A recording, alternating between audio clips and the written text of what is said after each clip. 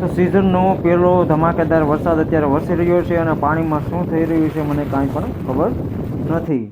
Hello મિત્રો, નમસ્કાર, જય શ્રી કૃષ્ણ, જય માતાજી. બધા મિત્રોનું હાર્દિક હાર્દિક હાર્દિક સ્વાગતમ છે આપણી આ નવા વિડીયોમાં. તો મિત્રો, અત્યારે સિઝનનો પહેલો વરસાદ અત્યારે વરસી રહ્યો છે અને જ્યારે હું શેરીમાં નીકળ્યો જોવા માટે તો મિત્રો આ પાણી ખૂબ ભરાણું છે શેરીમાં. પરંતુ આ વરસાદની અંદર પાણીમાં શું થઈ રહ્યું છે હજી સુધી મને ખબર નથી.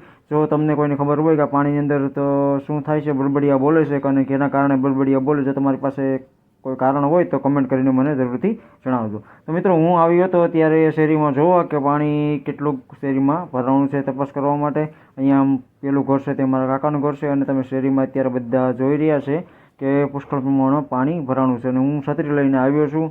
પવન પણ પુષ્કળ હતો પણ છત્રી લઈને આવવું પડે એમ હતું કારણ કે વરસાદ સાથે હતો અને કડાકા ભડાકા પણ ચાલુ જ હતા. તો અત્યારે હું કાકાના ઘરેથી થઈ અને મારી શેરીનું તમને પાણી બતાવતો અત્યારે મારા ઘર તરફ જઈ રહ્યો છું.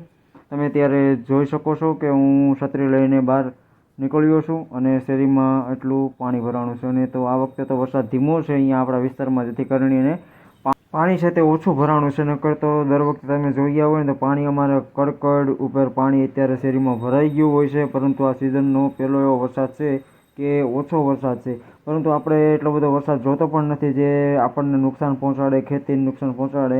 અત્યારે મધ્યમ વરસાદની જરૂર છે જેના કારણે આપણા કપાસિયાને કોઈપણ જાતની નુકસાની ન થાય. પરંતુ મિત્રો, આ અત્યારે પવન જ એટલો છે ને કે કપાસિયા જેટલા પણ ઉગેલા છે ને બધાના મૂંડા ખરી જવાના છે. જે મિત્રો અત્યારે વાડીએ જવું હોય તો પણ જવાય એવી પરિસ્થિતિ છે નહીં, કારણ કે અત્યારે રસ્તાઓ કાદવ કીચડવાળા થઈ ગયા અને રસ્તાઓમાં વાડીના રસ્તે પણ પાણી ભરાયેલું હશે. તો મિત્રો, અત્યારે હું મારા ઘરે આવી ગયો છું અને અત્યારે તમે જોઈ શકો છો કે હું મારા ઘરની ડેલીની બહાર ઊભો છું અને આ છે શેરી ઊભી અને તમને શેરીમાં પાણી દેખાય.